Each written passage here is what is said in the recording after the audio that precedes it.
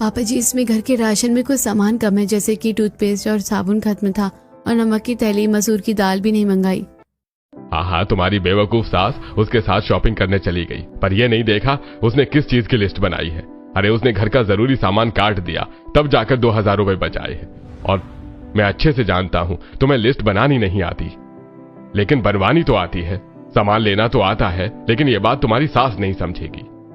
कोई बात नहीं पापा जी, हाँ, पर कोशिश यही है कि एक दिन माँ जी के दिल में मैं अपनी जगह जरूर बना लूं। वहीं दूसरी तरफ पल्लवी शोरूम में 2000 की साड़ी खरीदकर उसे 10,000 का टैग चिपका देती है। माँ जी, ये देखिए, मैंने आपके लिए 10,000 की साड़ी पसंद की है। ये बहुत सुंदर है, आप इसे पहनोगी ना? क्यों नहीं, तूने इतने प्यार से मेरे लिए खरीदी है, पहनूंगी तो जरूर। पल्लवी अपनी सास का दिल जीतने के लिए बहुत कुछ करती है। इससे सास और नंद उसके ही कंट्रोल में थे, और अब वो जानबूझकर अपनी जेठानी को भी परेशान करती है। एक दिन बिजली का बिल आता है, तब जानबूझकर कैलकुलेशन की एक्टिंग करते हुए, दीदी जरा बिजली का बिल देखकर यूनिट बताओ, जल्दी बोलो, मुझे सब्सिडी भी देखनी है। मोनिका उस बिजली के बिल को घूरती रह जाती है। कितनी देर से आपको कुछ बोल रही हूँ, समझ नहीं आता क्या? मैं कैलकुलेशन पूरी कैसे करूँ? खैर, मैं तो भूल ही गई थी, आप तो अनपढ़ हो, आपको कहाँ से कुछ आएगा। हाँ पल्लवी बहू, मत भूला कर कि ये तेरी तरह इतनी पढ़ी लिखी नहीं है। चल जा, यहाँ से फ्रिज से सबके लिए आइसक्रीम लेकर आ।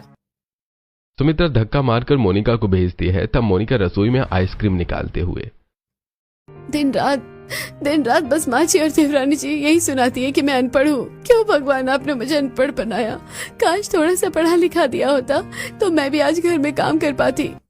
मोनिका उनको आइसक्रीम दे देती है। राघव भी मोनिका को परेशान देखकर उसकी मदद नहीं कर पाता, और अब धीरे धीरे घर में पल्लवी कलेश करने लगती है, और उसे घर से निकलने के लिए, घर का कंट्रोल अपने हाथ में लेने के लिए वो जेठानी के कमरे में अपना सोने के 2 हार रख देती है, जो कि मोनिका के पास से मिलते हैं। तब गुस्से में, निकम्मे, उल्टा, अनपढ़, तो ये सब तो थी, लेकिन चोर भी बन जाएगी, ये सब मुझे नहीं पता था। तेरी हिम्मत कैसे हुई मेरी पढ़ी लिखी बहू के गहने चोरी करने की?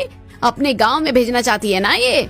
माँ जी, आप मुझे अनपढ़ गंवार कह लीजिए, लेकिन मैं गहने चोरी क्यों करूंगी देवरानी के?